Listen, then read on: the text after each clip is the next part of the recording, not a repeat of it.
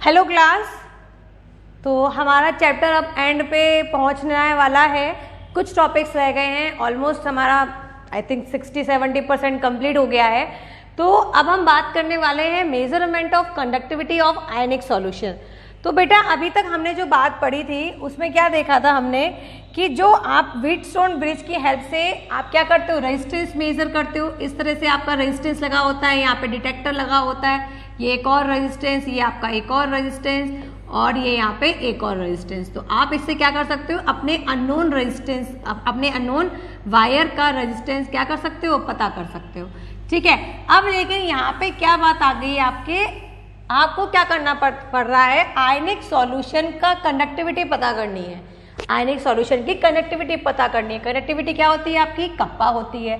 Kappa किससे बदलता है आपके, जी से, कंडक्टेंस से। और कंडक्टेंस क्या होता है आपका, G = 1/R होता है। ये सारे क्या होते हैं, लिंक्ड होते हैं। ठीक है। तो अब यहाँ पे हमें यही चीज देखनी है कि अब आप सोचो कोई आपका बीकर में इलेक्ट्रोलाइटिक सॉल्यूशन है, आयनिक सॉल्यूशन है, अब आप उसको इस तरह से व्हीटस्टोन ब्रिज पे कनेक्ट कैसे करेंगे। तो ये आपकी प्रॉब्लम आने लगी। मतलब आपने मेटेलिक वायर का कनेक्ट कर लिया, इंसुलेटर, सेमीकंडक्टर, इन सब का आपने कंडक्टिविटी देख ली। लेकिन जब हम बात करते हैं आयनिक सॉल्यूशन के अंदर, तो आयनिक सॉल्यूशन को कैसे रखें, उसके अंदर फैल नहीं जाएगा।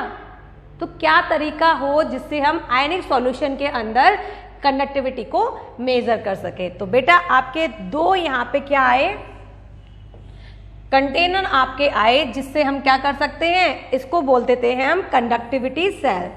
क्या बोलते हैं हम इनको, कंडक्टिविटी सेल। तो हमें जिस भी आयनिक सॉल्यूशन का कंडक्टिविटी पता करनी होती है, हम उस आयनिक सॉल्यूशन को, एक तो ये कंटेनर है, दूसरा आपका ये कंटेनर है, इन दोनों को ही क्या बोलते हैं हम, कंडक्टिविटी सेल बोलते हैं। तो इनके अंदर वो सॉल्यूशन डालते हैं और इसकी हेल्प से हम क्या पता करते हैं, उस आयनिक सॉल्यूशन की कंडक्टिविटी को पता करते हैं।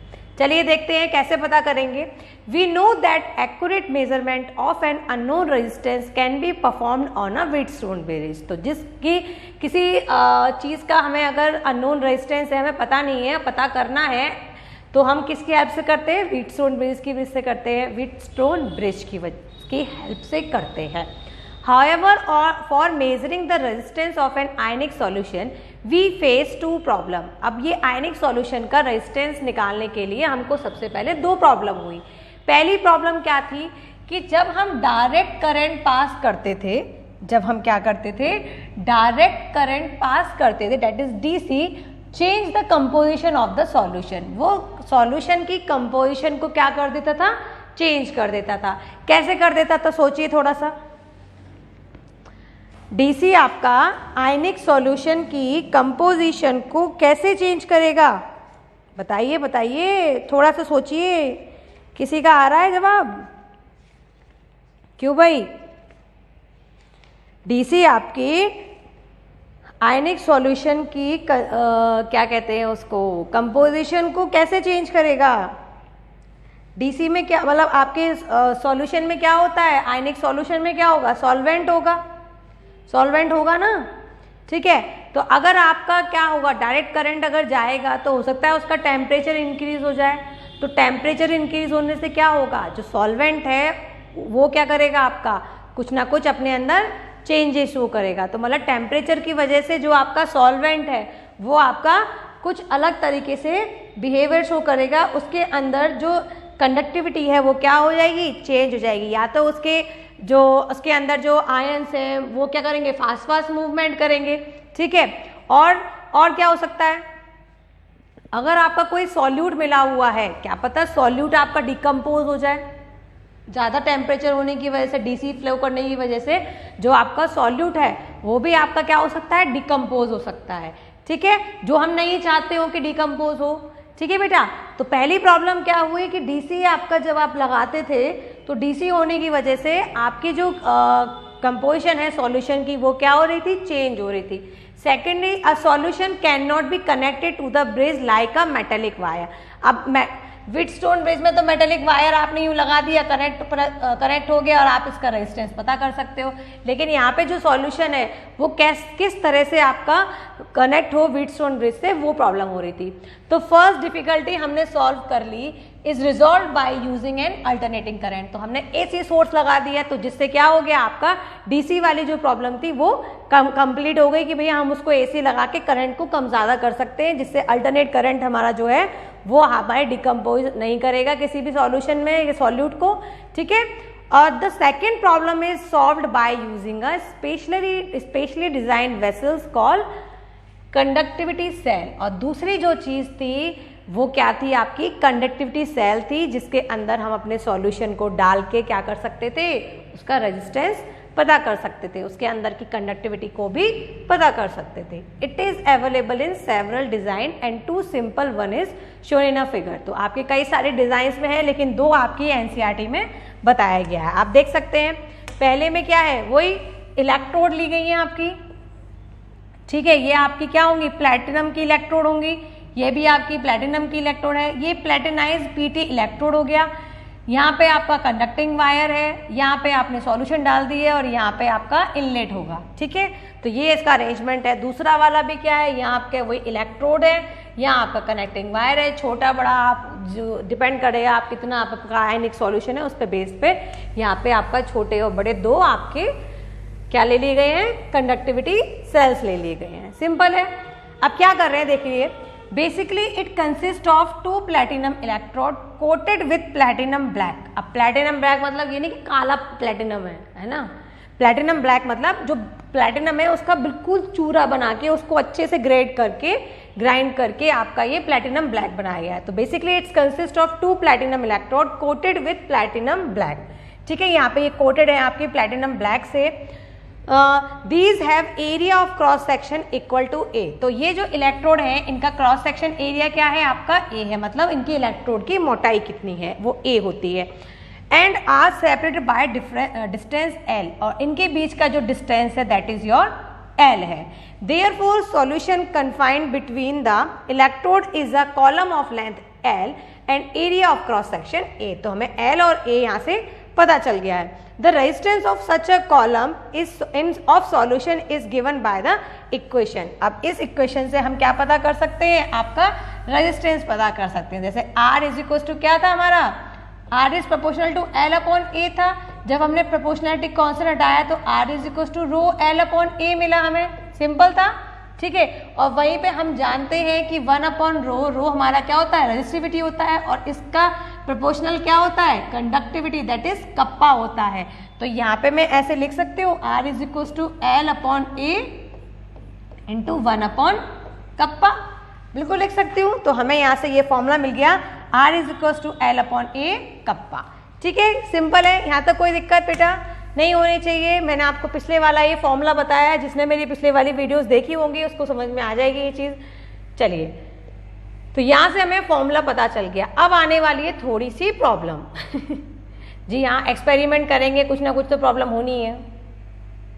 चलिए, the quantity that is L upon A, the quantity L upon A को हम क्या कहते हैं, सेल कांस्टेंट कहते हैं। तो यहाँ पे आपको एक और टर्म पता चली है, that is L upon A is equal to G star. G star क्या है हमारा, सेल कांस्टेंट्स है। It's depend on the distance between the electrode and area of cross section. अब ये G है, इन दोनों पे डिपेंड करेगा, सिंपल सी बात है, ठीक है। चलिए, and has dimension of length inverse. अब लेंथ इनवर्स क्यों हो गई इसकी यूनिट, क्योंकि ये भी क्या है, आपकी लेंथ है। ये आपकी अगर लेंथ ले रहे हो तो ये मीटर है, और ये भी क्या है, मीटर स्क्वायर होता है क्रॉस सेक्शन और एरिया। तो ये आपका क्या हो गया, मीटर इनवर्स हो गया, इसीलिए आपकी इसकी यूनिट क्या हो गई, लेंथ इनवर्स। अब ये लेंथ आपकी किसी में भी दी हुई हो, ठीक है, चाहे मीटर हो, चाहे सेंटीमीटर हो, चाहे किलोमीटर में दी हो। And can be calculated if we know L upon A। और अगर हमको L अपॉन A पता है तो हम किसी भी आयनिक सॉल्यूशन का क्या पता कर सकते हैं, सेल कांस्टेंट पता कर सकते हैं। Measurement of L and A is not only inconvenient but also unreliable. लेकिन ये L और A को मेजर करने में थोड़ी सी प्रॉब्लम होती थी। The cell constant is usually determined by measuring the resistance of the cell containing a solution whose conductivity is already known। तो the cell constant is usually determined, तो जो cell constant है इसलिए उसको usually लिखा जाता है by measuring the resistance, resistance पता करके, of the cell containing a solution whose conductivity is already known. अगर किसी चीज की कंडक्टिविटी पता है और हमें जी नॉट पता है तो उससे हम क्या कर सकते हैं, उसका रेजिस्टेंस पता कर सकते हैं। मतलब अगर दो चीजें पता है, एक चीज नहीं पता है, तो वो हम पता कर सकते हैं। अब ये कैसे, ये आपको क्वेश्चंस आएंगे बेटा, जब नीचे देखोगे आप इनके बुक में एंड में यहाँ पे अभी इसके टॉपिक के, तब आपको पता चल जाएगा किस तरह से हम इसको सॉल्व करने वाले हैं। तो इसमें थ्योरेटिकल कुछ नहीं आता बेटा चैप्टर में, इस जो अभी टॉपिक चल रहा है इसमें सिर्फ और सिर्फ न्यूमेरिकल्स आते हैं, ठीक है। For this purpose, we generally use KCl solution whose conductivity is already known accurately as various concentration। तो KCl जो सॉल्यूशन है उसकी हमें कंडक्टिविटी इसकी कप्पा ऑलरेडी पता है अलग अलग कंसंट्रेशन पे, मतलब अलग अलग आपकी जो मोलैलिटी है उस पे, मोलरता है उस पे हमें अलग अलग वैल्यूज पता है एट डिफरेंट टेम्परेचर, और अलग अलग टेम्परेचर पे, क्योंकि टेम्परेचर अगर हम कम ज़्यादा करेंगे तो उससे भी क्या पड़ेगा, कंडक्टिविटी पे असर पड़ेगा। The cell constant G star is given by G star is equal to L upon A, और L अपॉन A को क्या लिखते हैं हम, अरे R is equal to rho L upon A। तो यहां से अगर मैं L अपॉन A की वैल्यू निकालूंगी तो क्या हो जाएगा, ये आपका रो कहाँ जाएगा, नीचे चला जाएगा, R अपॉन रो हो गया। और चूंकि हम जानते हैं कि 1 upon rho is equal to kappa होता है, तो यहाँ पे क्या हो जाएगा, L upon A is equal to R kappa, ठीक है बेटा। तो यहाँ से हमें वैल्यू पता चल गई R कप्पा। अब ये आपको टेबल दी हुई है कि अलग अलग कंसंट्रेशन पर अलग अलग कंडक्टिविटी दी हुई है, ठीक है। यहाँ पे मोल लीटर इनवर्स में या मीटर क्यूब में, उसमें कोई फर्क नहीं पड़ता, इसमें क्या है, अलग अलग यूनिट में आपको अलग अलग कंडक्टिविटी दी हुई है, ठीक है। चलिए आगे देखते हैं।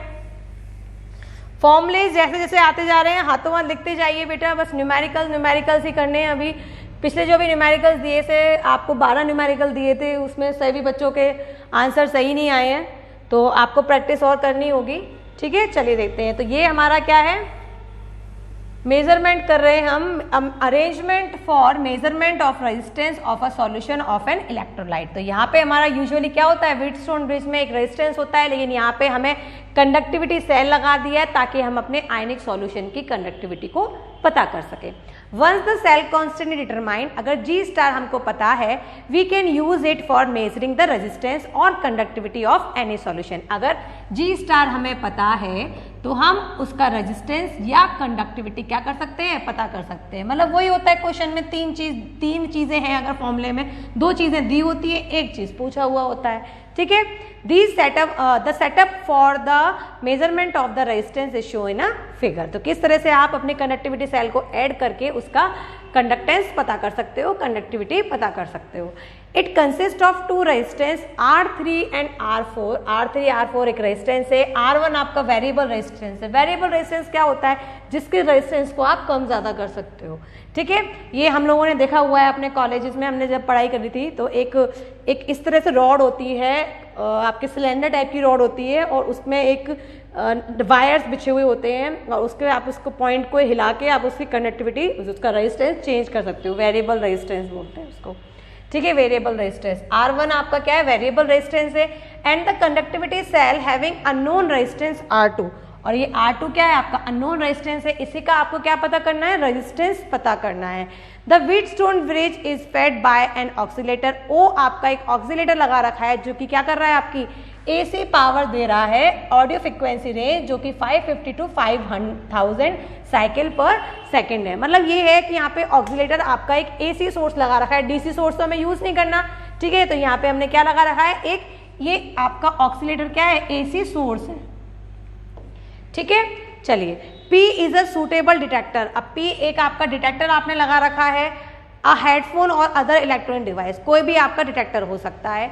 And the bridge is balance when no current pass through the detector. अब इसमें क्या है, कोई आपने करंट पास नहीं कर रहे हो अभी, तो अभी क्या है, बैलेंस है। अंडर दीज कंडीशन, इस कंडीशन पे जो अननोन रेजिस्टेंस R2 होता है वो होता है R1 R4 अपॉन R3। ये आप फिजिक्स में पढ़ते होंगे, R1 into R4 is equal to R2 into R3। ये आपके व्हीटस्टोन ब्रिज का फॉर्मूला होता है रेजिस्टेंस को पता करने का। अब आपको इसमें से कोई भी रेजिस्टेंस पता करना हो, उसकी वैल्यू आप यहाँ से निकाल सकते हैं। तो यहाँ से हमारा अननोन रेजिस्टेंस कौन सा था, R2 था।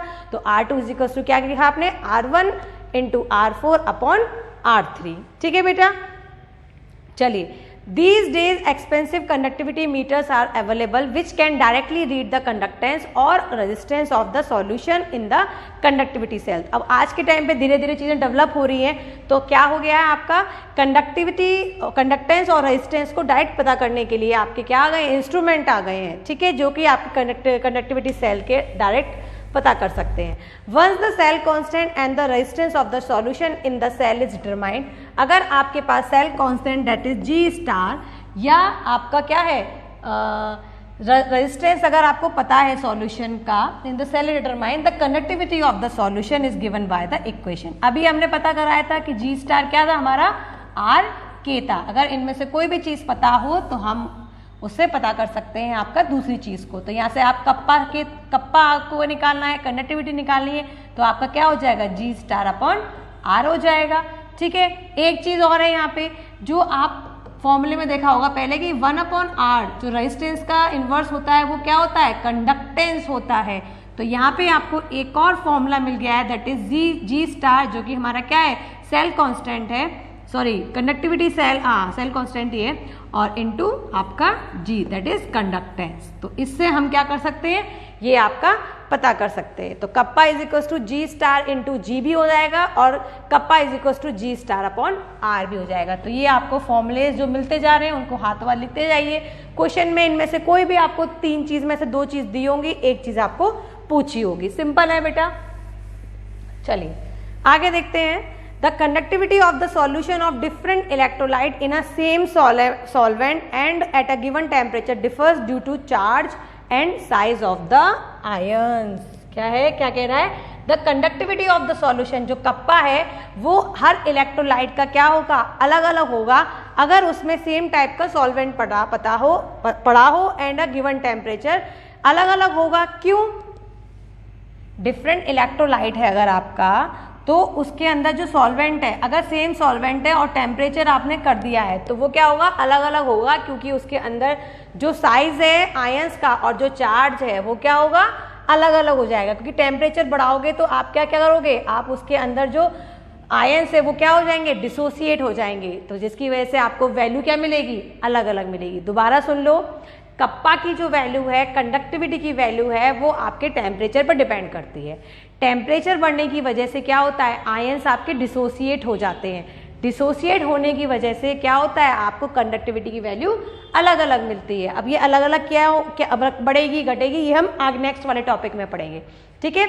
द कंसंट्रेशन ऑफ आयन और ease with which the ions move under a potential gradient, ठीक है, जिस हिसाब से आपके जो आयंस है वो मूव कर रहे हैं उनमें क्या हो जाएगा, चेंजेस आ जाएंगे।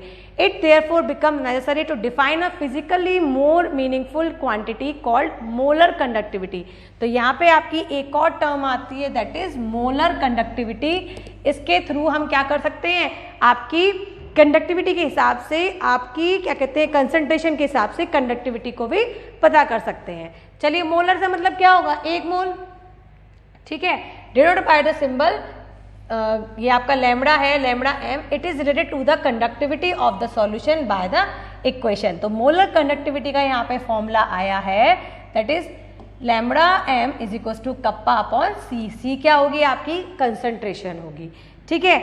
ये आपका बहुत ज़्यादा टिपिकल दिया हुआ है, लेकिन हम इसको थोड़ा थोड़ा धीरे धीरे आराम से पढ़ेंगे कि क्या चीज़ें हमें दी हुई हैं सिंपल वे में, और ये यूनिट्स भी दी हुई हैं आपको, ठीक है। तो ये भी एक और फॉर्मूला आ गया है, ये आपको न्यूमेरिकल जब हम करेंगे तब पता चलेगा कि हमें इसको कैसे यूज करना है।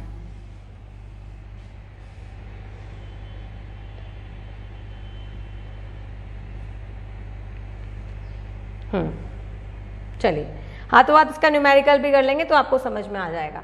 चलिए तो मोलर कंडक्टिविटी का हमें फॉर्मूला पता चल गया, it is lambda m is equal to k upon C in the above equation if kappa is express in S metre inverse. S का था हमारा साइमन था, साइमन मीटर इनवर्स में अगर दिया हुआ है एंड द कंसंट्रेशन सी आपकी मोल मीटर क्यूब इनवर्स में दी हुई है, then the unit of lambda M are in S metre square mol inverse. एक बार लिख के देख लेते हैं कि लैम्बडा एम हमारा क्या है, के अपॉन सी है। अगर कप्पा आपका है साइमन मीटर इनवर्स और आपका सी जो है कंसंट्रेशन है वो है आपकी मोल metre inverse cube,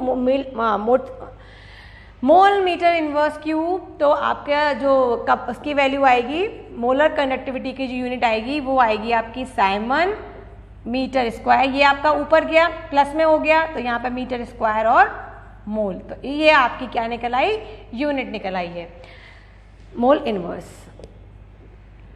it may be noted that 1 mol metre cube inverse is equal to 1000 litre upon metre cube. ये यूनिट्स में चेंज कर रखी है into molarity, that is this. Hence ये आपको मैं बताऊं आपको कौन सा फॉर्मूला याद करना है इसमें से, एक तो आपको ये वाला फॉर्मूला याद करना है,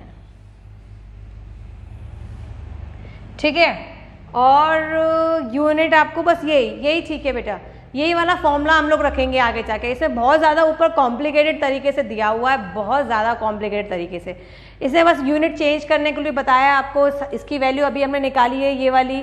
अगर ये आपको मोलैरिटी मोल लीटर इनवर्स में चेंज करनी है तो 1000 से मल्टीप्लाई करते थे हम लोग, यहाँ पे डिवाइड, हाँ तो वही है। और यहाँ पे भी आपको मोल लीटर में करा है तो यहाँ ऊपर हमने इसको मल्टीप्लाई कर दिया है।